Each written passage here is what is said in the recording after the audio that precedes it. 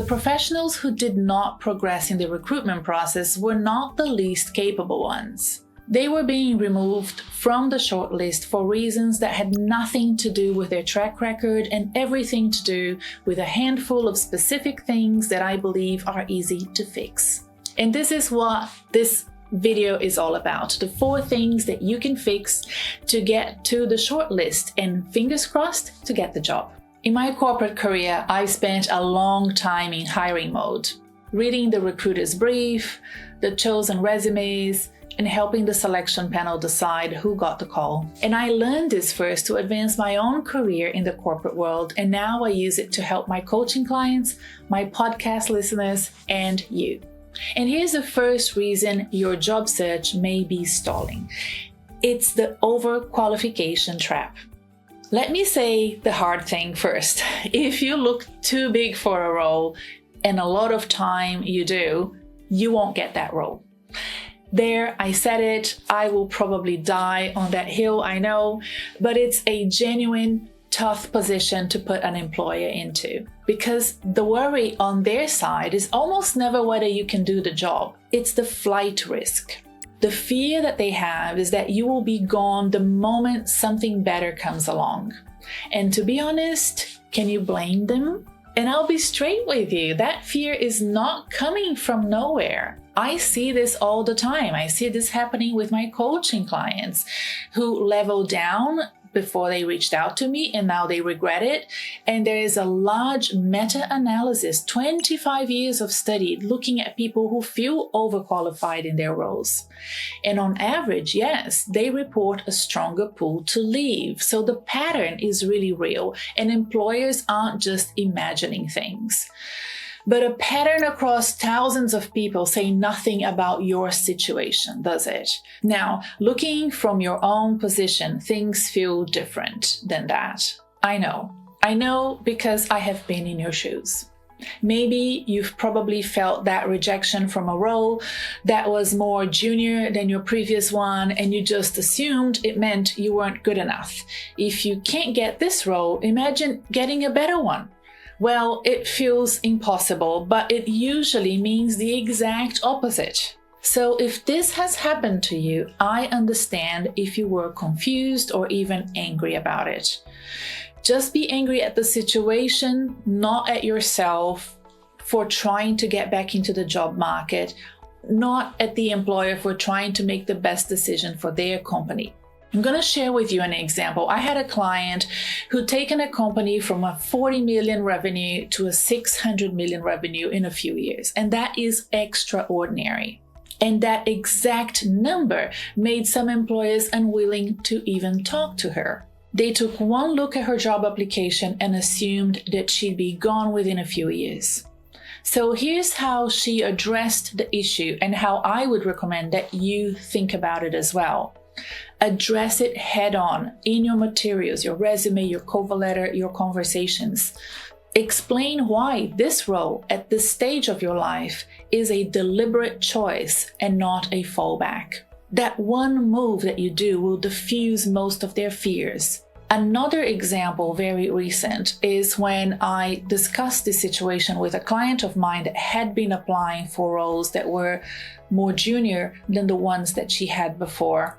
And instead of applying what I've just told you, she decided to start looking for roles that she really deserved, roles that were senior and at her level. And guess what? We are in the middle of summer. It's a very sort of bad season for job hunting, and she has interviews to go to and conversations to have with a real possibility of getting a job very soon, because she is applying for the role that people expect her to apply for.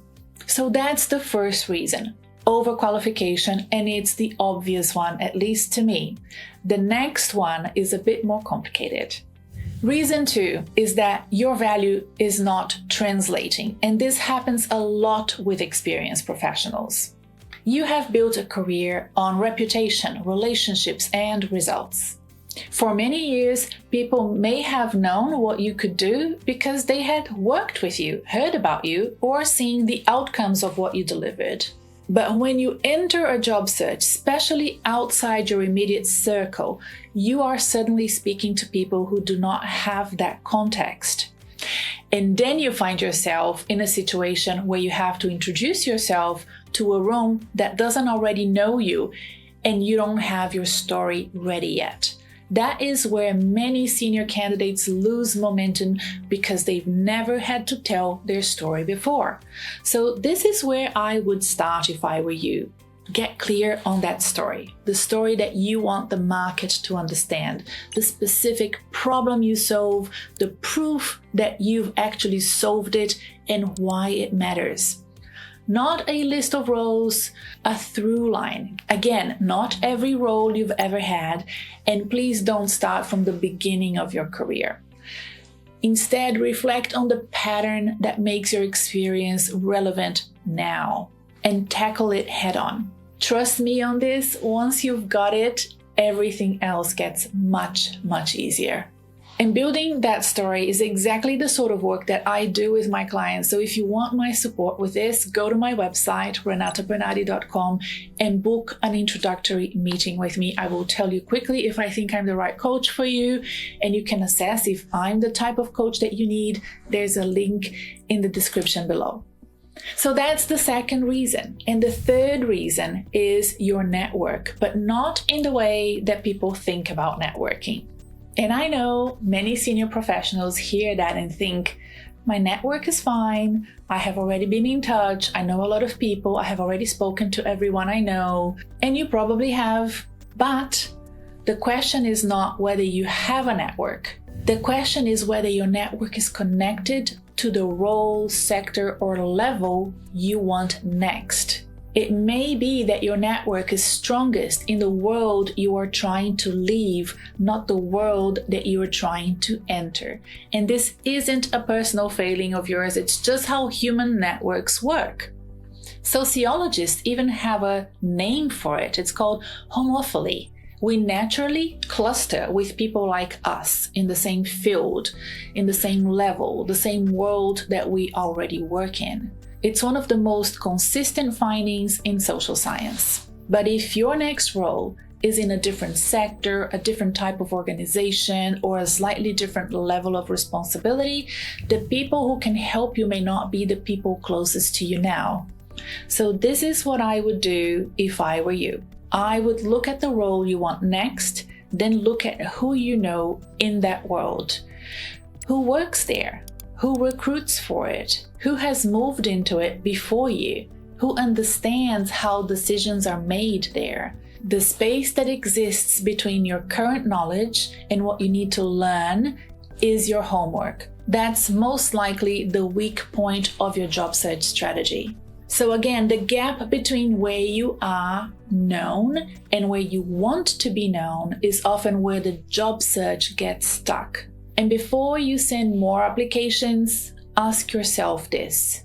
Do I understand the company, the industry, and the sector I'm applying to? Who can I connect with to support me with this knowledge? And finally, am I talking to people who know my past? Or am I building relationships with people connected to my new opportunity? The fourth one isn't really about you at all. It's about how recruitment for senior roles actually works. So here is reason number 4. It is the hidden job market. Or to say it more plainly, many senior roles are not filled through a straightforward online application process. By the time a role appears on a job board, there may already be conversations happening behind the scenes. Someone has spoken to someone else. Someone has spoken to a recruiter. Someone has asked their network who they know that could be filling this role. Someone has mentioned it to somebody who knows somebody. Someone has already been approached. And this is why applying online can feel so frustrating for experienced professionals. You may be a strong candidate, but if you are applying cold directly on job boards, you are entering the process a bit late. You are competing not only against everyone else who has seen that job advertised, but also, most importantly, other candidates who may have been part of the conversation much earlier than you.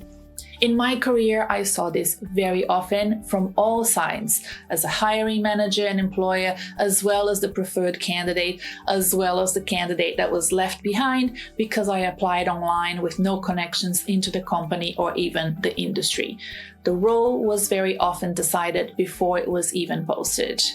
The solution: put your energy into the closed market. What I mean by that is building relationships, getting to know search firms, direct outreach, not the application portal on its own. There is an important reason why you should continue to apply online, but we are not going to discuss it today. It will be the topic of another video. But for now, there you have it. Now let's see how we can bring this knowledge together to help you. 4 reasons: the overqualification issue, the missing story, the legacy network, and the hidden job market. Here's the thing that I'm trying to convey to you today.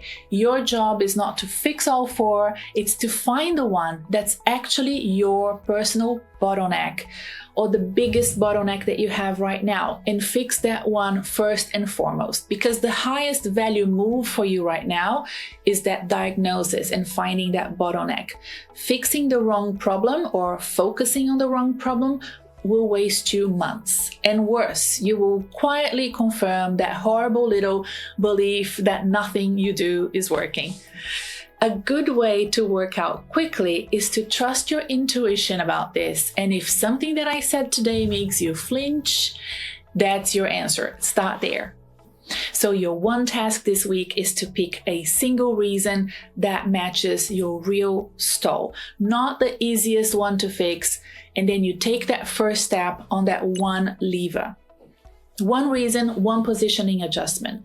And the one thing you can remove from your job search strategy, it's that assumption that your job search, which has always relied on your reputation, will keep running the same way in the open job market. It won't. And that's not a flaw in you, and it's not a flaw in the job market. It's just how things are. You're probably not the least capable person in the application process because you haven't moved forward to the shortlist. You were just following a strategy that isn't working for you, and now you have one that does. And if you're not a subscriber to my newsletter, please subscribe. It goes out every Tuesday, and there is content there that I do not share publicly. You will find the link to subscribe in the description below. And if you know somebody whose job search is not going well, pay it forward and send them this video, please. Now, before I go, if the one thing that made you flinch was the 4th one, the hidden job market, you're not alone. A lot of experienced professionals find it very challenging as well. I've made a whole video on exactly how those closed door roles get filled and how to get yourself inside them. So go and watch that video next. There's a link below. I'll see you there. Bye for now.